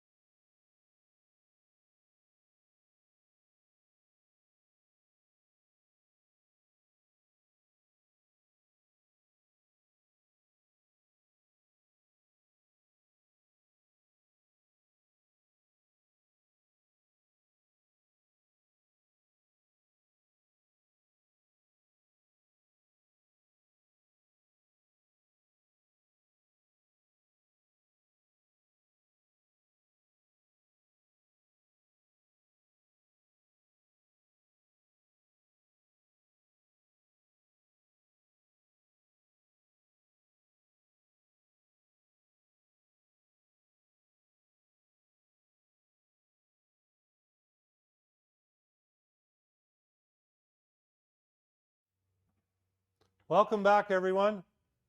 Thanks for bearing with us here today. We just got set up again. And right now, we're just going to take some time and we're going to talk about the tillage side of it. It's a new tillage side. We've gone from the 3320. It's still a PhD independent drill, but we've changed the phrasing and naming of things to call it the Paralink, whether it's an X or an S or LDS, and we'll explain those terms. So if you can see on your screen there now, we have the Paralink drills, of course, which were 3320s in all the different models. Now we have what we call a 3330 and a 3335. The difference between the two is one is a standard edition, a solid frame, and the other one is a QDA, which is quick depth adjust in the adjustable frame. So in our models, the PLX, which is the one-to-one opener, used to be the XTC, and we have the PLDS, which is a double shank machine. And then when we go to the 3335 on the QDA frame, we can have the same models, plus we can add the PLS in this model and go with the standard quick depth adjust. And now we can add AccuSet, and then the air planter and triple shoot, the Trimax, which we've talked about a little bit before. If you're looking at the unit, it's pretty easy to tell. Of course, there's a decal on the hitch that tells you that. But if you're looking at the front carrier wheels, if it's a solid arm like number 1 here, that's your 3330. And if it has the QDA or the cylinder on top there for the quick depth adjust, the 3335. On our unit that we talked about on that drone shot was our PLDS. That's our double shank machine. There's a shot of it in the field. And here's a shot of it there. You're going to wonder why that little logo. We had to change that. There was a patent on the PLD, so we had to change that. So we're going to call it the PLDS, which is the Paralink dual shank machine. So you can see now on the front shank here, we've changed that. We've taken the seed shank, put it off onto a bracket, and moved it off to the side for the seed, which is on the rear. And now we put a fertilizer knife in. It used to be the seed for your fertilizer. Another shot of it on the stand here, just with the front fertilizer shank and your back seed shank. You can actually buy a PLS opener, if you guys have, and convert it into a PLDS by moving that shank to the back for the seed and adding the fertilizer shank on the front. The brackets are all there. It's just a kit. So you don't have to buy a whole new drill. You can actually take that unit and convert it over. If it's a PLS, this is where your depth setting, 15 holes, the same as our 2-to-1 opener we always had, 1/6 of an inch in each depth setting there. Just remember where that pin goes through there, there's a center arm in there, and you have to connect that center arm when you put your pin changing your depth setting. Otherwise, that opener will just float in there, and you'll see furrows in the field that don't look right. That's probably the reason you haven't got that pin through that center arm. Just a shot of your fertilizer opener on the front and your seed in behind. And this bracket, like I said, where the notches are on there with the numbers, that's for your seed depth. You can change that to 1/8 of an inch, which give you 1/4 of an inch change on your seed depth there through your notches. And the bolt holes on where behind the nut there, if you can see that properly, there's some holes there. You can actually move that side delivery knife for your seed away from your fertilizer run. There's a shot of the seed knife, just a 1/2 inch seed knife. And then the PLS, if you look at it on the back of where the holes are there, that's that bracket. So that's why we can change it from a PLS to a PLD. And then your depth setting, if it's a standard PLS opener, it's done on these 15 holes, again, on that particular opener. PLX, which was the XTC, is a 1-to-1 opener, and that one just follows the contour of the ground as you go across the field. On your 3335, of course, you have the shims on there now, and then we can add an option on there. You flip all your shims out. There's 10 shims in there, 1/8 inch shims, 1 1/4 inch of seed depth on a PLS opener. It varies a little bit different on the PLX and the PLDS. We'll talk about that. But the AccuSet is simply now a phone app that you can put on there. You have an ECU on the drill, and now we can calibrate it because there's position sensors in here. There's a wire that goes to that cylinder, and it tells you the position of that cylinder. So once you've calibrated to your lowest, to your highest, and you set it on number 5, halfway between, and that particular setting after you've calibrated is where you want to seed at 3/4 of an inch, you can put a high and a low settings in from that. You can leave your shims out and it'll automatically adjust. If you're concerned about electronics and hydraulic leaking, you can actually flip those shims in. If it's 3/4 of an inch is 3 shims, you can actually flip those shims in and have it down on a solid setting. The other feature now, and we have another app for the PLX, because we talked for a lot of years about that 1-to-1 opener not being affected by frame height. Well, if you get that app, it's going to have 2 columns on there, because now we can change the angle of that frame through engineering and geometry and actually change the depth of that 1-to-1 opener by tipping the frame front to back. So the front will go up and the back will go down. Plus, the other part of that app is your height up and down, and that makes it consistent with the mid-row banders to actually set your mid-row bander depth. So there's 2 settings on that PLS, so it's a little bit different picture, a little bit different app on there, but it does work well, and it's something that's coming down the pipe, and it's going to make the guy not have to get off and do those manual adjustments. So again, when we're talking, we're not going to go through all the tillage things here today just for time, but there is a couple of things that you guys are probably concerned about is speed when you're out there, your performance. If you look at the 2 openers, the one on the left on the screen here, the PhD, which is the Paralink drill, what's in the QDA version, is got from your packer to your shank is 26.5 inches. The XTC or the PLX is 24. There's a little difference in there. Falls the ground a little different, so speed is a factor, and depending on what opener you got on there, if you're in the work soil or not. So again, we can't stand here and tell you what speed you can go, because we really don't know the conditions of your field. Depends on the temperature of the soil, the moisture that's in that soil. Every spring is a little bit different. This spring out there, we had a little snow flurry last night or the day before, and it's still March, and we're not quite ready to go to the field, and hopefully you're not either. Mother Nature will tell us when we can go, hopefully, so that changes. So stepping or windrowing, and that's a common term or phrase, and it doesn't matter what color the drill is that you're pulling, and it's a factor that the soil type and the shank you're pulling through it, it's throwing some dirt, and it's going to create a situation out there that is going to limit your speed. Because once that starts to occur, you're just going too fast. And on the example here, if you can see it on your screen, at the front, this is the hitch. Doesn't show the whole hitch, but this is the front of the drill. And on these drills, because there's 3 rows of shanks and they're all symmetric across the whole drill, front row is up here, and your second row, and then your third row, they're marked out there. And the material flow goes through there very nicely because there's not shanks that are closer together on different ranks. They're all the same across, so the trash flow is really good. So you think, well, I can go a little bit faster. But the thing you have to remember is when you had an air hoe drill and the gang packer on the back of that air hoe drill was simply the last thing that crossed that field, and even if you got a little dirt moving from back shanks onto front shanks and burying the seed a little more, those heavy packers would pack it down, and you're probably within 1/4 of an inch of your seed depth. Now, because the packer wheel is right on that shank, your seeding 3/4 of an inch is packed in there on your front row, but your 2 rows behind your second and third row actually cover up that with that loose dirt. It's already packed in there. Your seeding depth is set, but you got another inch of material for that seed to come through, and you're going to get this stuff happening in here in this next slide. So when you go out, I realize this is a pre-work condition. Wyatt, he's from that Manitoba area, and sometimes they still do some summer follow out there and other things, so they go into pre-worked areas. And yeah, it's nice for when you make a pass, if you have 80 shanks, you can see the grooves across the field. You know that everything looks good, everything's probably set good. Even in a stubble condition, you can see this on the left here.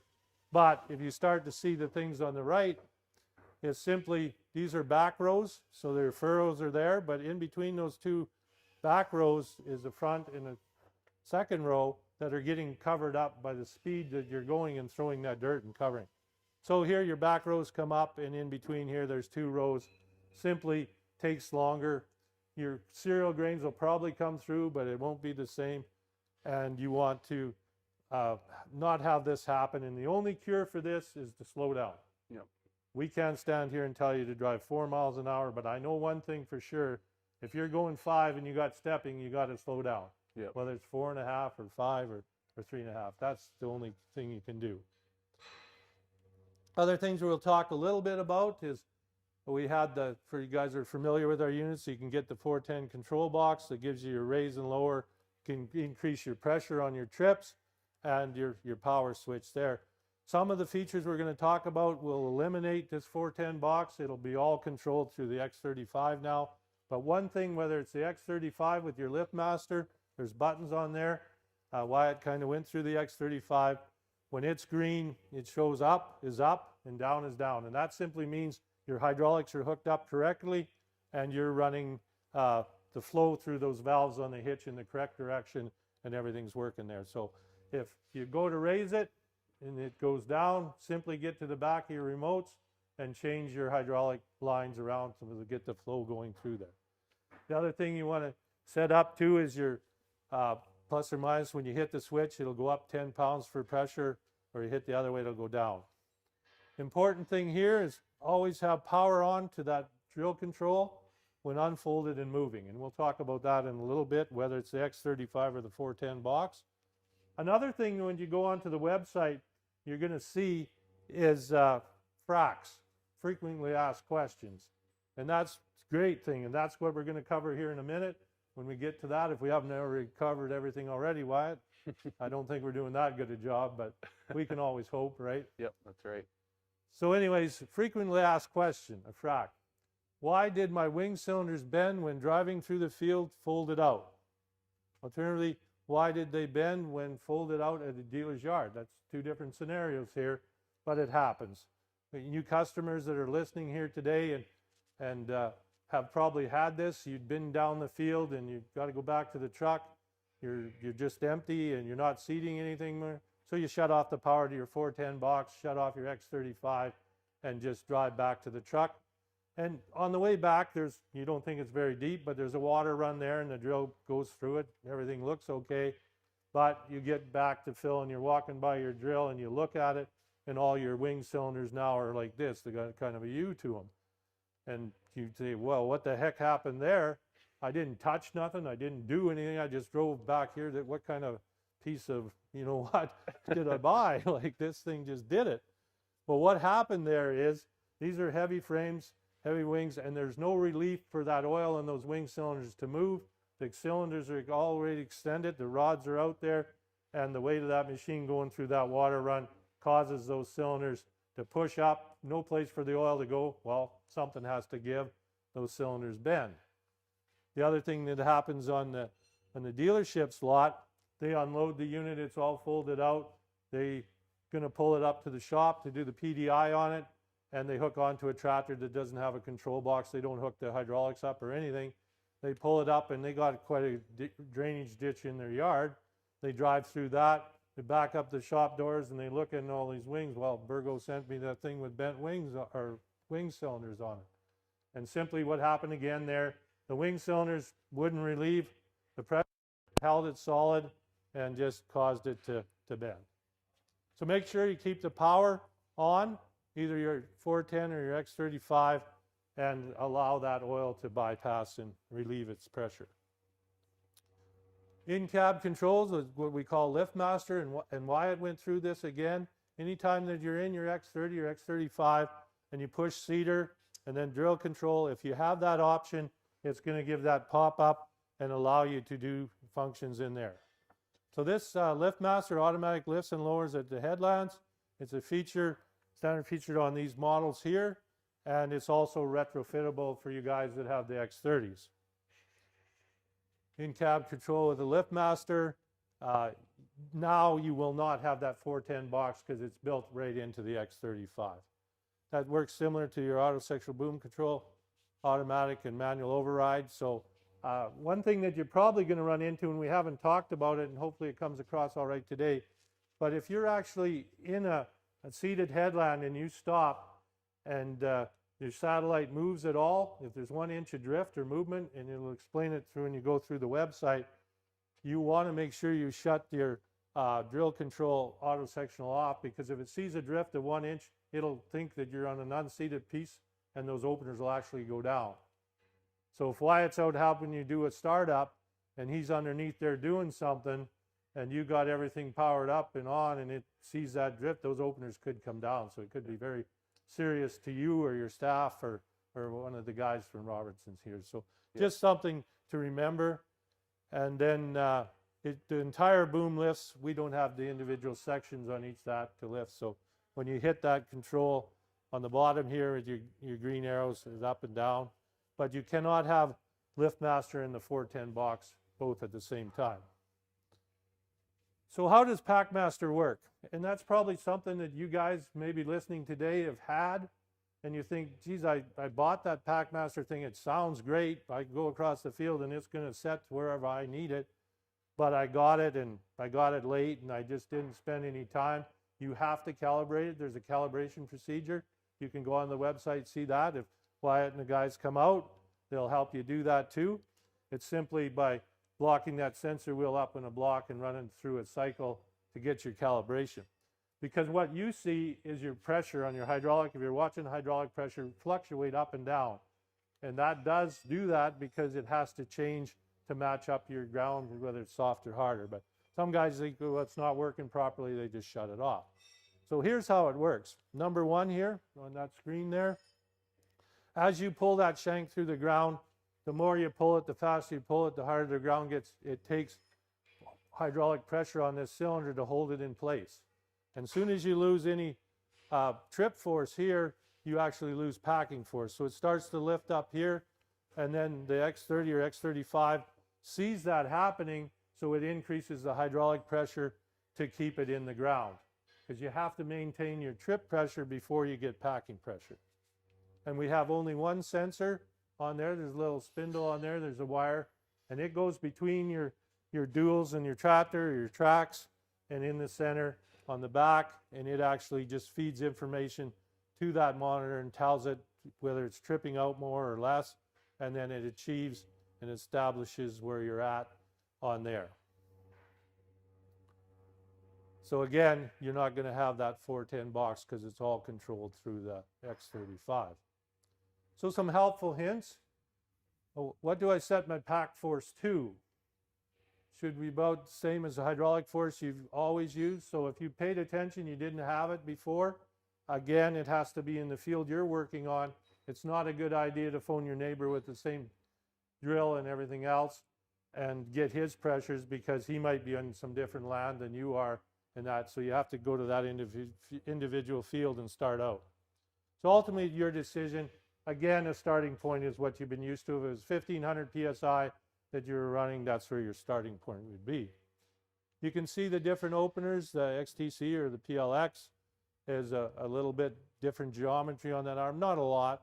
There's a little bit different pressures, but it's a starting point to get to where you want.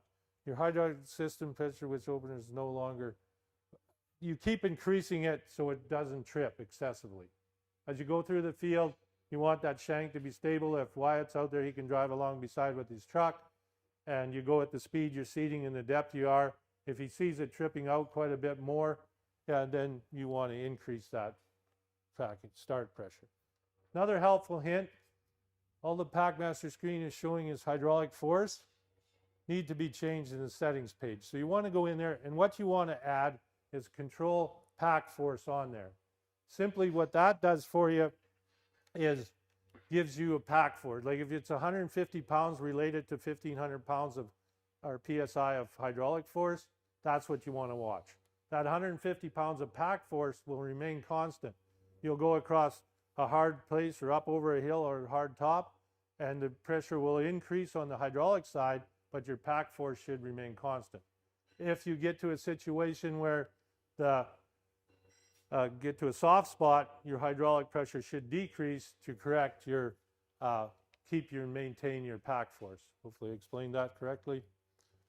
The other thing is, this is where you go in. You got to go into your X35, find your control type, and change that to pack force. You also want to show the hydraulic. So again, hit implement, it'll open up the seeder, and then it'll open up the drill control, and then it'll open up your pack master. Another hint, hydraulic pressure is spiking on hard ground over hills and dropping on worked areas. Is that correct, Wyatt? Or Yeah, that's correct. you had it yesterday, exactly what you want to see. Yeah, that's You right. betcha. Okay, and then pack master is adjusting packing force based on draft force on hard ground. The more the hydraulic force is being consumed by draft, meaning hydraulic pressure must increase to keep the same pack force. That's why you see that moving. Yeah, They're okay. helpful hit. When I set the low packing force pounds and pounds readout will bounce all over the place. Wyatt?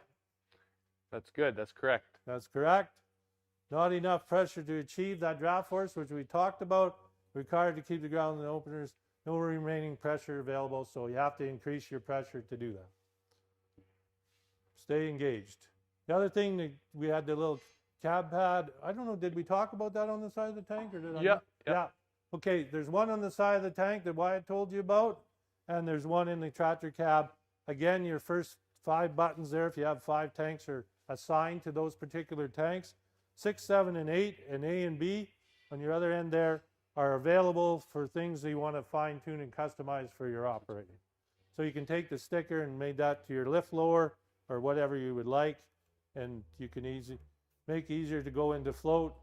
And that's what you do when you get into a wet condition. Rather than lift all your openers up, you just put it into float, and you might get stuck, but you might make it through. At least you seat it as you go through.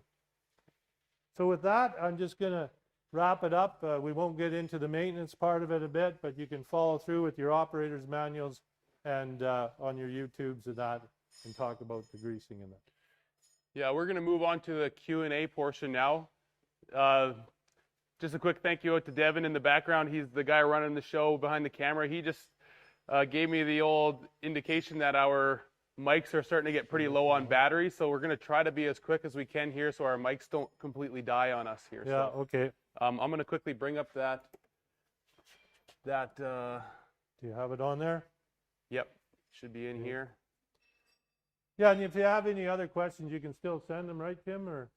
And if they're not on the list here, we can still cover them. Again, we just want to make sure you guys got the most out of our day here. So ask the questions, and we'll work on getting you some answers here. Just on the right. So we need to. Oh, here. It's okay. There.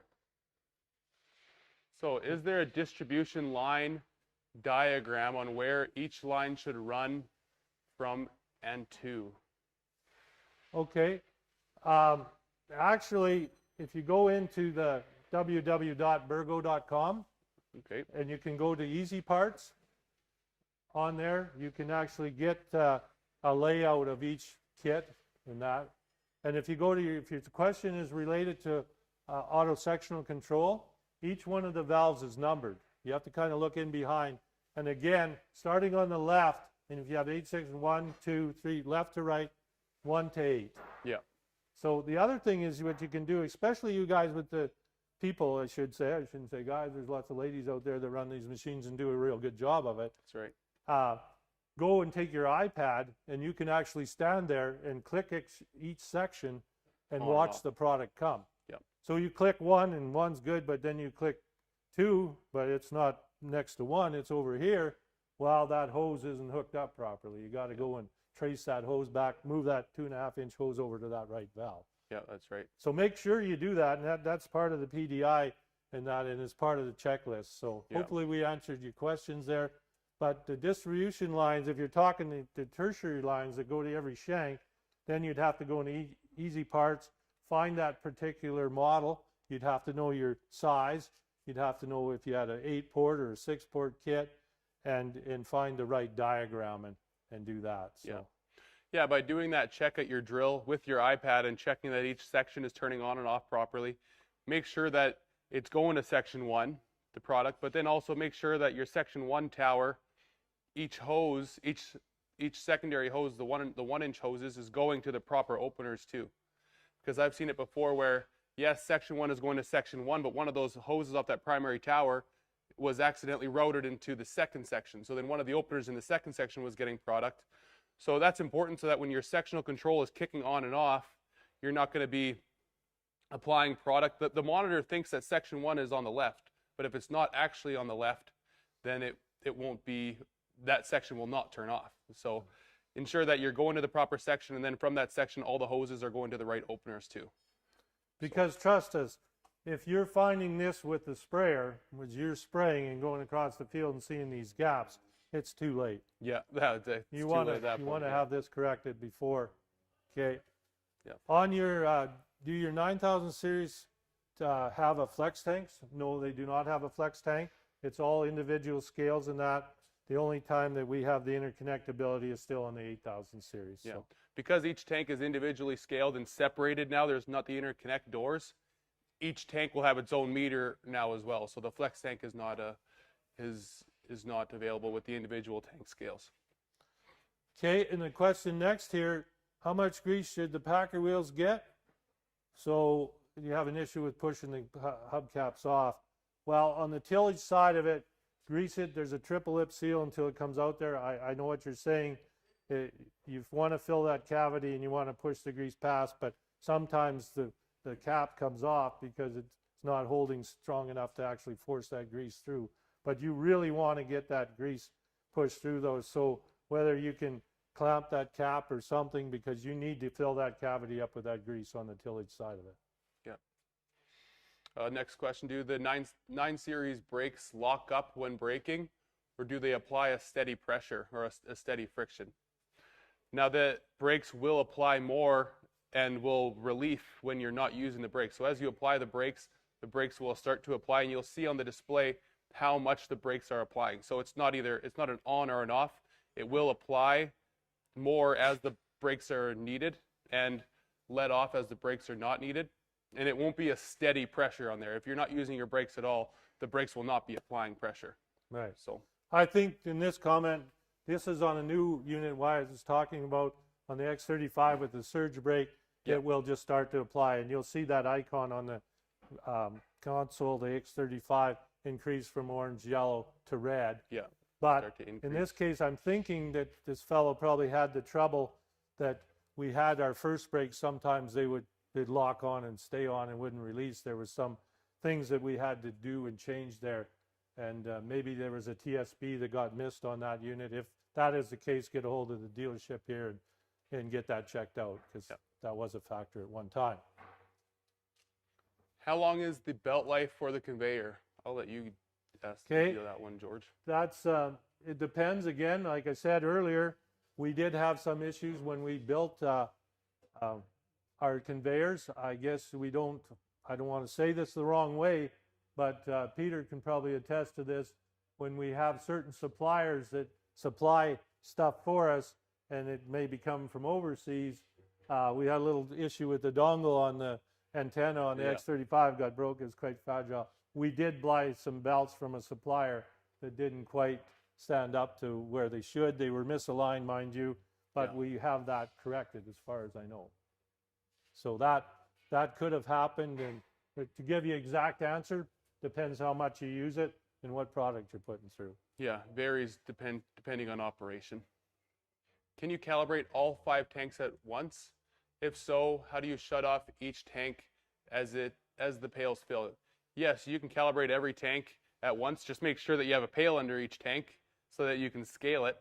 And on the iPad, when I turned on tank 5, and maybe I'll just show you. I'll take the camera with me, and I'll show you what I'm talking about, so you know exactly what I'm saying. Anything else? So on the monitor, when I went into the calibration screen, we hit next. So right now, all 5 tanks are off. They're red. So when I turn on the tank, it's green. I could turn on all 5 tanks, and I could calibrate all 5 tanks. And as the pail starts to fill on tank 1, turn off tank 1, and you can turn off each tank individually. Now just make sure that you're keeping track of which pail was for each tank. So when you scale that pail, you're putting the proper weight into the for that tank. So I can turn off and turn on each tank as it's going, and it will just shut that meter off, and the other meters will still continue. So yeah, you can calibrate all 5 tanks at once, and you can also turn them on and off from the keypad here as well. So I can turn on my tank 1, I can turn on my tank 2, I can turn on all 5 tanks and shut them off from the keypad as well. And if you have the Extend, you have that iPad out here, you can use the iPad and it will be exactly the same as if you were using the X35. Okay, there was another question and we didn't get on the screen that just came in that Tim told me about. Riley Wallace from Unity was asking, do we need to calibrate the scale cells? No, you should not have to calibrate the scale cells. The scales should be set up from factory. They will have a calibration number on the screen in the X35. Now, if your scales are not working properly and they're inaccurate, there is an equation that you can use to calibrate those scales, but you should not have to calibrate your scales. They should have the proper calibration number from factory. If for some reason the scales are not accurate, not working, we can do a calibration and calibrate them, but you should not have to calibrate those scales, no. That's a great question too. Okay, but yeah, for sure, to answer that, if you all in doubt or whatever, there is a calibration procedure on the scales. So just to wrap up here, I think we're getting to our timer, just about our 2 hours here, and Devin is running out of battery power maybe, I'm not sure, but anyways, maybe we are too. Yeah, where mics are going to die pretty quick. You betcha. What is the purpose of the closing time on an MRB? Well, that's a good question, and it really depends on your soil type and what you want to have on your unit. They all come with the closer tines on it. We actually have a closer wheel option now if you're using that hydrous to help to close that up. But I'll tell you one thing about a closer tine. If it's on there and it's working, you adjusted it properly, it's probably a good thing to have. But if you ever fill it full of straw and back up and spring that tine out of position, it is done. And there's no more purpose to it. It's lots of tension and it's going to flop there.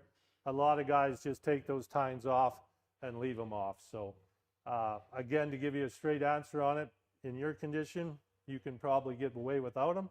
But if you need them on in heavier soil to help keep that buildup off the outside, then definitely adjust them properly and keep them on. But don't ever back up. And even on a drill, when you're going around a pothole or a pole or something, at that end of that, I run a 40-foot drill on my farm, and I can make that outer shank go backwards when turning short, and it'll just wreck that tine. So yeah, that's right. Hopefully that answered your question. Other than that, I want to thank everybody for listening today. I want to thank the guys at Robertson's for having this time. Thank you on behalf of Bourgault Industries for buying our product. For you customers that are new, thank you. Thanks for the customers that are out there that run our product for years. We appreciate that. And you've really built our business because of that. And again, between us and the dealer, we'll do the most we can. We're going to have the door prizes. When you want to do that, Devin? Or you want? We'll get back. Just make sure they subscribe. Yep. Okay, we have the Yeti cooler, corporate cooler there from Robertson Implements and Bourgault Industries, and some other door prizes. So make sure you're registered, because that's the only way you get in on the draw, right? Yeah, if you're not subscribed to our YouTube channel, your name will not be put in the draw. So make sure that you get subscribed to the YouTube channel so Devin can get all those names.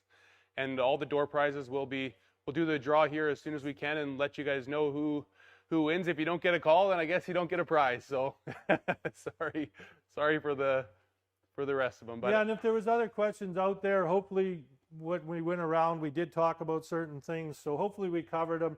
If not, give a call to your salesman here at Robertson's, and they can get a hold of Wyatt or Peter or Tim, or they can get a hold of me. Yeah, so exactly. We will and I can get a hold of somebody at the factory and get you an answer, because the more that you learn today and the more that you know to hit the field in this spring is going to be an easier spring. Remember that our Robertson Spring Flyer is up, so please check out the Bourgault Park Specials. Oh, okay. We just got a notification here from the guys up in parts. Just a reminder that our parts flyer is out for spring. So a lot of the Bourgault parts are all on a special, all on sale right now. So go check those out. Sorry? It's on the website. It's on our Robertson Implements website. So go check out our website and you'll see all the deals that we have on the seating parts right now. So But anyway, we'll wrap it up then. Thank you guys for joining us, and hopefully you guys took something from this. We'll be seeing you guys out in the field, I'm sure, starting up equipment and getting everything going. So thank you guys again. Have a great rest of your day. Remember your checklist. Remember to look through your Bourgault Bible. brochures and your red operators manuals, and we're in the business to sell stuff, so if you want something new, we can sell it here through Robertson's. Yep, exactly. So thank you guys. Have a great rest of your day. Have a great spring.